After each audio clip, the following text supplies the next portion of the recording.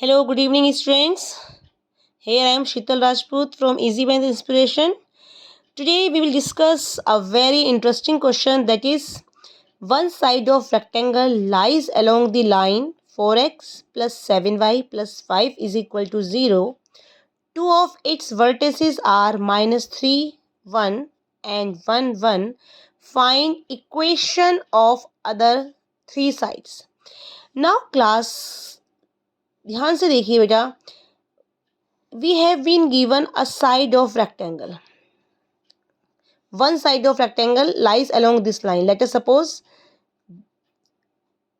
the equation of side AB is this. Equation of side AB is 4x plus 7y plus 5 is equal to 0.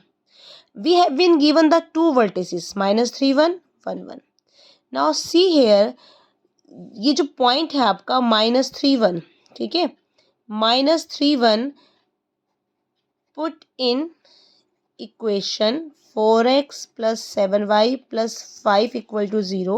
If I put -3, 1 here, it will be -12 plus 7 plus 5 equal to 0, means -5 plus 5 equal to 0, 0 equal to 0.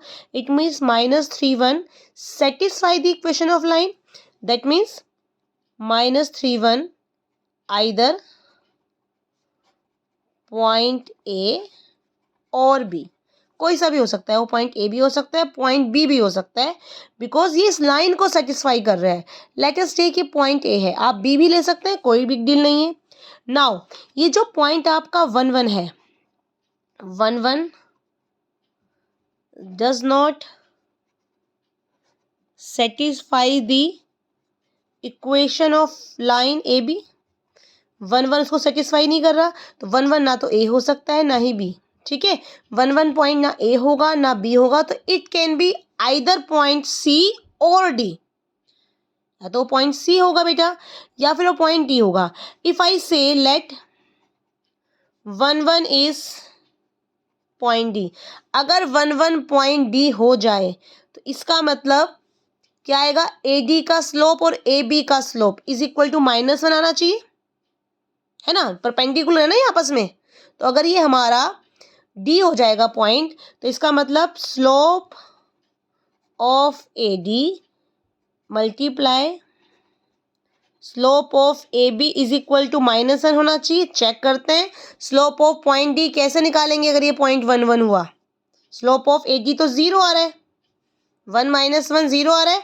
That means 1, 1 जो है, अगर 1, 1 point D है तो it does not satisfy the condition of, it does not satisfy the above condition. ये above condition को satisfy नहीं कर रहा. इसका मतलब ये इसके परपेंडिकुलर ही नहीं बन रहा बच्चे. इसका मतलब पॉइंट डी कौन सा, ये पॉइंट डी भी नहीं होगा, 1, 1 विल बी पॉइंट सी. सो हमारे पास ये रिजल्ट आया, 1, 1 इज पॉइंट सी. तो पहले तो हमें जो वर्टेक्स दिया हुआ था, फिर ये देखना है तो दो जो हमें वर्टेक्स दिए हैं वो कौन से हैं, साइड दी हुई है, वर्टेक्स कौन से हैं. पहली चीज़ ये देखनी है कि सेटिस्फाई कौन सा पॉइंट इसको सेटिस्फाई कर रहा है, वो हमने चेक किया, तो एक पॉइंट इसको सेटिस्फाई कर रहा है. फिर दूसरा हमें देखा फिर 1, 1 कहाँ होगा, क्या यहाँ हो सकता है, यहाँ होगा तो परपेंडिकुलर वाली कंडीशन सेटिस्फाई करेगा स्लोप की, जो कि ये नहीं कर रहा है. क्योंकि अगर हम देखें, अगर ये पॉइंट डी डी यहाँ होता, स्लोप 0 आता, 0 आता, तो फिर m1 m2 इक्वल टू -1 कैसे होगा. इसका मतलब पॉइंट सी यहाँ है. ठीक है, अब कुछ नहीं रह गया है. अब हमें क्या निकालना है, अगर मुझे इक्वेशन ऑफ ए डी निकालनी है, इसका मतलब equation of the line passing through -3, 1 perpendicular to given line. ठीक है, ध्यान दीजिए. अब कैसे निकालेंगे, सबसे पहले आप निकालेंगे स्लोप ऑफ, जो हमें लाइन गिवन है ए बी.